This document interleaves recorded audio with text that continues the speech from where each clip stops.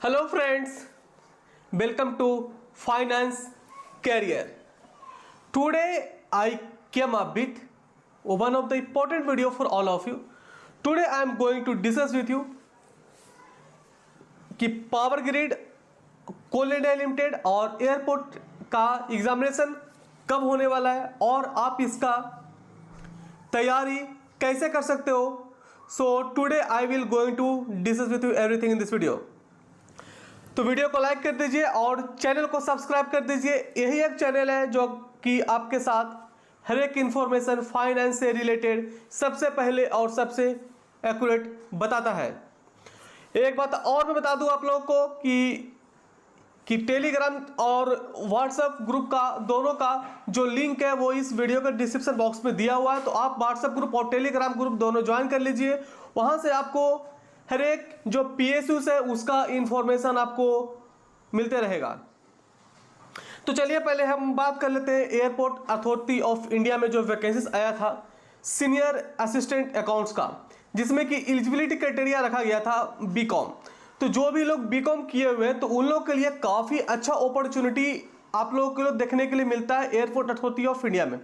मैं एक बात बता दूं आपको एयरपोर्ट अथॉरिटी ऑफ इंडिया से रिलेटेड कि इसका जो वैकेंसी आता है वो रीजन वाइज आता है. ठीक है, तो कभी नॉर्थ रीजन का आता है, कभी ईस्टर्न का आता है, कभी साउथ इंडिया के लिए आता है. तो इसका रीजन वाइज वैकेंसीज आता है. तो अगर अभी कुछ रीजन के लिए आया है, आने वाले दिन में कुछ और रीजन्स के लिए आएगा, तो आप लोग इसका तैयारी में लग जाइए. ठीक है, क्योंकि इसका वैकेंसीज आते रहता है और इसका वैकेंसीज रीजन वाइज आता है. तो पहले बता दूं आपको कि अभी जो एयरपोर्ट अथॉरिटी ऑफ इंडिया में जो वैकेंसीज आया था तो इसका ऑलरेडी फॉर्म इसका स्टार्टेड हो चुका है और आप इसका फॉर्म भर सकते हो 5 मार्च 2025 तक. तो याद करके आप इसका फॉर्म भर लीजिएगा, क्योंकि बीकॉम के लिए ऐसा अपॉर्चुनिटी बहुत ही कम देखने को मिलता है. अगर आपके को ऐसा अपॉर्चुनिटी मिला है तो आप इसका भरपूर फायदा उठाइए. PSUs में नौकरी का बहुत ही कम ऐसा मौका मिलता है जो कि बीकॉम के लिए आता है अपॉर्चुनिटीज. ठीक है, तो उसी में से एक एयरपोर्ट अथॉरिटी ऑफ इंडिया है जिसमें कि आप लोग के लिए आया है. तो मैं बात करता हूं इसका कि आपका एग्जामिनेशन डेट इसका कब हो सकता है. इसका एग्जामिनेशन आपका मोस्ट प्रोबेबली इसका अप्रैल एंड तक आपका एग्जामिनेशन हो सकता है. तो अप्रैल एंड तक आपका एग्जामिनेशन हो सकता है. तो अभी आप मान सकते हो कि आपका फरवरी आधा तो खत्म ही हो चुका है, तो मार्च पूरा और अप्रैल, तो 2 से अढ़ाई महीना के आसपास आपके पास समय है. तो आप इस समय को भरपूर फायदा उठाइए और तैयारी में लग जाइए, क्योंकि इसका जो CTC है वो भी काफी अच्छा आपको देखने को मिलेगा. इसका CTC अप्रोक्सीमेटली 10 लाख के आसपास का है. तो 10 लाख काफी अच्छा होता है एक बीकॉम ग्रेजुएट के लिए. ठीक है, और मैं बता दूं आपको कि अगर आप कोई भी एग्जामिनेशन का प्रिपरेशन कर रहे हैं तो सबसे अगर आपको तैयारी का आपको लगता है कि अगर आपको तैयारी हो गया है तो आप मॉक टेस्ट सॉल्व करिए. आप जितना मॉक टेस्ट सॉल्व करिएगा तभी आपको जानकारी मिल पाएगा कि आपका तैयारी हुआ है या नहीं हुआ है. ऐसे अगर आप कोई भी सब्जेक्ट पढ़ोगे तो आपको लगेगा नहीं ये तो आपको आता है, ये तो आपको आता है, पर जब उसी का अगर आप क्वेश्चन सॉल्व करिएगा तो अगर आपसे वो क्वेश्चन सॉल्व हो पाता है कि नहीं हो पाता है वो तभी पता चल पाएगा. ऐसे आपको पता नहीं चल पाएगा जब तक आप उस क्वेश्चन को सॉल्व नहीं करिएगा. अगर आप बुक्स पढ़ने जाइएगा तो आपको पढ़ते जाइएगा, बाकी लगेगा तो पढ़ा हुआ ही है, बट जब क्वेश्चन सॉल्व करने जाएगा तो पता चल पाएगा. तो मॉक टेस्ट बहुत ही ज्यादा जरूरी होता है कोई भी एग्जामिनेशन का तैयारी करने के लिए. चलिए अब आगे बढ़ते हैं. हम लोग अब बात करते हैं कोल इंडिया लिमिटेड का. कोल इंडिया लिमिटेड में जो वैकेंसीज आया है वो मैनेजमेंट ट्रेनी पोस्ट के लिए वैकेंसीज आया था. और यहाँ पे लोग CA और CBA वाले लोग यहाँ पे एलिजिबल हैं, और जो लोग फ्रेशर्स है वो लोग यहाँ पे एलिजिबल है. सबसे बड़ी बात है फ्रेशर्स के लिए वैकेंसी आता है कोल इंडिया लिमिटेड में, और फ्रेशर्स के लिए और यहाँ पे जो CTC मिलता है, CTC आपको जो देखने को मिलेगा वो काफी अच्छा रहता है. यहाँ पे अप्रोक्सीमेटली आपको 18 लाख के आसपास का CTC देखने को मिलता है कोल इंडिया लिमिटेड में. तो इसका तैयारी में लग जाइए. सबसे बड़ी बात तो इस बार को ये हुआ है कोल इंडिया लिमिटेड है कि ये लोग ने सिर्फ एग्जामिनेशन ही लेने वाले हैं और कोई इंटरव्यू नहीं है इस बार. तो इससे बड़ी बात और क्या हो सकता है. एक आप एग्जीक्यूटिव कैडर में आप जा रहे हो और एग्जीक्यूटिव कैडर में सिर्फ आपका एग्जामिनेशन होने वाला है, कोई इंटरव्यू नहीं है. तो एक काफी अच्छी अपॉर्चुनिटी आप लोगों के लिए, क्योंकि ऐसा बहुत ही कम देखने को मिलता है. जो प्रीवियस जो रिक्रूटमेंट आया था, इससे पहले जो आया था कोल इंडिया लिमिटेड में, तो उसमें एग्जामिनेशन के बाद इंटरव्यू भी होता था. पर इस बार जो नोटिफिकेशन आया है, रिक्रूटमेंट नोटिफिकेशन है, उसमें क्लियरली इन लोगों ने मेंशन कर दिया है कि सिर्फ और सिर्फ एग्जामिनेशन होने वाला है, तो इस मौका का आप लोग फायदा उठाइए। और मैं बता दूं आपको कि इसका जो भी लोग फॉर्म भर दिए, क्योंकि इसका तो ऑलरेडी इसका जो लास्ट डेट था फॉर्म फिलअप करने का ऑलरेडी ओवर हो चुका है, तो जो लोगों ने फॉर्म फिलअप कर दिया है तो अभी से आप लोग तैयारी शुरू कर दीजिए। मैं बता देता हूं क्यों शुरू कर दीजिए, क्योंकि इसका एग्जामिनेशन आपका होने वाला है। कब होने वाला है इसका एग्जामिनेशन, मैं बता देता हूं कि ये मैं जो बता रहा हूं ये प्रोबेबल डेट है, मतलब कि एक्सपेक्टेड, आप बोल सकते हो एक्सपेक्टेड डेट है कि इसका एग्जामिनेशन आपको 28 या 29 मार्च को ज्यादा चांसेस है कि हो सकता है। 28 या 29 मार्च को, 28 और 29 मार्च को हो सकता है, ये एक्सपेक्टेड डेट है, ठीक है। अब इसमें कुछ दिन आगे पीछे हो जाए अलग बात है, पर ज्यादा चांसेस यही है कि 28 या 29 मार्च को एग्जामिनेशन हो सकता है। तो आप इस डेट को ध्यान में रखते हुए आप तैयारी में लग जाइए। हाँ, एक चीज मैं बताया ही था आपको कि हाँ, जैसे एयरपोर्ट के लिए कि आपको मॉक टेस्ट सॉल्व करिए, वैसा ही हर एक एग्जामिनेशन कोल लिमिटेड के लिए भी आप मॉक टेस्ट जरूर सॉल्व करिए।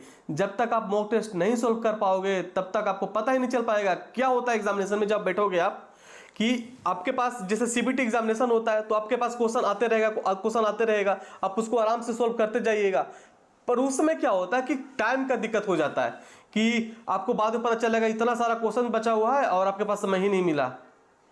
तो फिर क्या होता है कि जो लास्ट में जो थोड़ा क्वेश्चन बचा रहता है वो आप थोड़ा पढ़ोगे, टिक कर दोगे, थोड़ा उसमें क्या होता है कि आप क्वेश्चन आते हुए भी आप कुछ गलती टिक कर दो, क्योंकि क्वेश्चन जो होता है पीएस उसमें इतना डायरेक्टली क्वेश्चन नहीं रहता है, कुछ कोई क्वेश्चन होता है जो कि थोड़ा घुमा करके दिया रहता है। तो अगर आप क्लियरली क्वेश्चन नहीं पढ़ोगे और ऊपर से पढ़ लिया और कुछ भी टिक कर दिए तो आपका क्वेश्चन का जो आंसर है वो गलती होने का चांसेस बन जाता है। तो टाइम का बहुत ही बड़ा इश्यू होता है कोई भी पीएसयू एग्जामिनेशन में, तो इसलिए मॉक टेस्ट आप लोग के लिए काफी हेल्पफुल रहेगा इसको ठीक करने के लिए, ठीक है।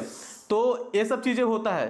तो इसका बता दिया आपको कोल इंडिया लिमिटेड का मैनेजमेंट ट्रेनिंग का एग्जामिनेशन आपको 28 या फिर 29 मार्च को एक्सपेक्टेड है कि इसका एग्जामिनेशन हो सकता है, ठीक है। अगर कुछ डिले भी हुआ तो चलिए 15 दिन और डिले मान सकते हो आप, क्योंकि ऐसा देखा जाता है कि कोल इंडिया लिमिटेड का एग्जामिनेशन जितना भी प्रीवियस जो नोटिफिकेशन आया था उसमें बहुत ही जल्द इसका एग्जामिनेशन हो जाता है। इसका एग्जामिनेशन में ज्यादा डिले नहीं होता है, ठीक है, और इसका रिक्रूटमेंट भी बहुत ही जल्दी होता है। ये चीजें ध्यान में रखिएगा। एक और बात करते हैं पावर ग्रिड से रिलेटेड। इसका तो नोटिफिकेशन बहुत ही पहले आया था, ठीक है, इसका बहुत सारा नोटिफिकेशन आया था। सबसे पहले एक नोटिफिकेशन आया था इसका ऑफिसर ट्रेनिंग का। ऑफिसर ट्रेनिंग का वैकेंसी आया था जिसमें कि एलिजिबिलिटी क्राइटेरिया रखा गया था, चार्टर्ड अकाउंटेंट और सीए और सीएमए रखा गया था। तो सभी लोग अभी तक इंतजार कर रहे हैं कि कब इसका एग्जामिनेशन होगा, ठीक है। तो ऑफिसर ट्रेनिंग के पहले बात कर लेता हूं, जिनका फॉर्म भरा हुआ बहुत महीनों हो गया और कुछ महीना पहले आया था जेओटी और एटी, मतलब कि जूनियर ऑफिसर ट्रेनिंग और assistant training finance and accounts का। तो मैं बता दूं आपको कि ऐसे तो पावर ग्रिड वालों ने आप लोग के लिए एक इंफॉर्मेशन आप लोग के लिए शेयर किया है कि इसका एग्जामिनेशन मार्च और अप्रैल 2025 तक हो सकता है। तो देखिए, पर इन लोग ने मेंशन किया है जेओटी और एटी के लिए, जूनियर ऑफिसर ट्रेनिंग और assistant training finance and accounts के लिए। पर आप एक्सपेक्ट कर सकते हो कि जो कि आपका officer training finance and accounts का जो भी एग्जामिनेशन है वो भी आपको इसी बीच में हो सकता है। तो मतलब कि मार्च और अप्रैल के बीच में हो सकता है। तो अब इसी के हिसाब से आप तैयारी शुरू कर दीजिए, क्योंकि अगर आप देख चुके हो कि पावर ग्रिड का ऑलरेडी बहुत ज़्यादा डिले हो चुका है। तो अगर यही सब डिले देखते हुए ये लोग पावर ग्रिड वालों को भी लगा होगा कि ऑब्वियस सी बात है, इतने सारे कैंडिडेट ने फॉर्म फिलअप किया होगा तो ये लोग ने पूछते होंगे। तो ये लोग आप लोग के लिए एक इन्फॉर्मेशन आप लोग को लिए दे चुके हैं कि मार्च और अप्रैल 2025 के बीच में इसका एग्जामिनेशन हो सकता है। तो आप इसका तैयारी शुरू कर दीजिए, क्योंकि मार्च और अप्रैल अगर ये लोग बोल चुके हैं तो उसी के बीच में हो सकता है। तो मार्च और अप्रैल मतलब है तो मार्च एंड ही आप समझ लीजिए और अप्रैल आप बीट समझ सकते हो, मतलब कि मार्च एंड, मार्च 25 के बाद और अप्रैल 15 के पहले आप एक्सपेक्ट कर सकते हो कि एग्जामिनेशन हो सकता है।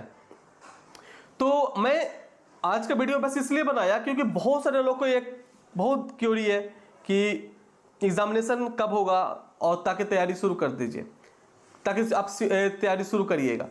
तो मैं बता दूं, जब भी आप किसी भी पीएसयू का फॉर्म भरिए आप उसी समय से तैयारी शुरू कर दीजिए, क्योंकि जब आपको ऐसा लगेगा कि एग्जामिनेशन डेट आ गया अब उसके बाद अगर आप तैयारी शुरू करते हो तो काफ़ी देर हो चुका होगा, क्योंकि बहुत सारे लोग तो एग्जामिनेशन का फॉर्म आने से पहले तैयारी में लग जाते हैं। जैसे कोल इंडिया लिमिटेड के लिए तो लोग कई कई सालों से इंतजार करते हैं किसका रिक्रूटमेंट आएगा तो फॉर्म आप भरेंगे। तो अभी भी शुरू नहीं किया तो तैयारी शुरू कर दीजिए। हाँ, एक बात बता देता हूँ, ये कॉमन है सभी लोगों के लिए जो भी पीएसयू का फॉर्म भरे हो। पीएसयू में ऐसा देखने को मिलता है कि जो भी आपका जो सम से रिलेटेड जो क्वेश्चंस होते हैं वो कम आते हैं। ये चीजें ध्यान में रखिएगा आप। अगर आप पीएसयू का अगर आप तैयारी कर रहे हो तो ज्यादा आप सम्स पे ध्यान ना दीजिए। मैं नहीं बोल रहा हूँ कि आप सम्स पे ध्यान नहीं दीजिए, उस पर भी ध्यान दीजिए, पर उतना मत दीजिए जितना आप पे अपने आप जब कोर्स में पढ़ाई करते तो उतना देते थे। क्योंकि पीएसयू में जो क्वेश्चंस आता है वो ज्यादातर थियोरेटिकल आता है। हाँ, आप सही सुन रहे हो, ज्यादातर पीएसयूज में क्वेश्चंस थियोरेटिकल आता है। चाहे आप management training finance and accounts के लिए अप्लाई किए हो, या फिर आप जूनियर ऑफिसर ट्रेनिंग के लिए किए हो, या फिर कोई भी पीएसयूज के लिए किए हो, power grade A, coal India, airport authority of India, तो किसी के लिए भी आप तैयारी कर रहे हो तो ज़्यादातर आप थियोरेटिकल पोर्शन पर ध्यान दीजिए। थियोरेटिकल में जैसे बता दूं आपको, जैसा का अकाउंट्स हो गया तो अकाउंट्स में भी थियोरेटिकल पोर्शन पे देखिए। थियोरेटिकल जैसे कि जो बेसिक कॉन्सेप्ट्स है उस पर आप ध्यान रखिए, ठीक है। और एएस, इंड एएस का नाम, नंबर, तो ये चीज़ें तो ध्यान में आपको रखना ही है। एएस, इंड एएस, 3-4 चीज़ें हैं जिसका नाम नंबर बहुत ही ज़्यादा पूछा जाता है हर एक पीएसयू में। एएस, इंड एएस, आईसीडीएस और ऑडिटिंग स्टैंडर्ड का भी क्वेश्चन पूछा जाता है। बस आपको ऑडिटिंग स्टैंडर्ड का नाम नंबर याद होना चाहिए। और कोस्ट ऑडिटिंग स्टैंडर्ड भी याद कर लीजिएगा। और एक और होता है कोस्ट अकाउंटिंग स्टैंडर्ड। जैसे कि अकाउंटिंग स्टैंडर्ड होता है ऐसे ही कोस्ट अकाउंटिंग स्टैंडर्ड होता है।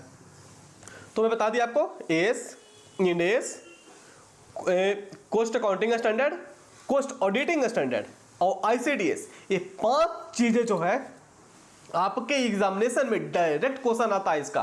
तो ये चीजें ध्यान में रखिएगा। बाकी मैं बता दिया आपको कि ज्यादा थियोरेटिकल पे ध्यान दीजिए, सम्स पे भी ध्यान दीजिए। कुछ कुछ ऐसा चीजें हैं जो कि समझ में आता है, पर ज्यादातर जो क्वेश्चंस होते हैं वो थियोरेटिकल आते हैं। तो आई होप सो कि ये वीडियो देख करके आपको बहुत कुछ जानकारी मिला होगा। तो जानकारी अगर आपको अच्छा लगा हो तो वीडियो को जरूर से जरूर लाइक कर दीजिएगा और चैनल को आप सब्सक्राइब कर दीजिए, क्योंकि इस चैनल पे आपको हर एक इन्फॉर्मेशन सबसे पहले और सबसे एक्यूरेट मिलता रहता है। तो चलिए आज का वीडियो यहीं तक रखते हैं। Thank you.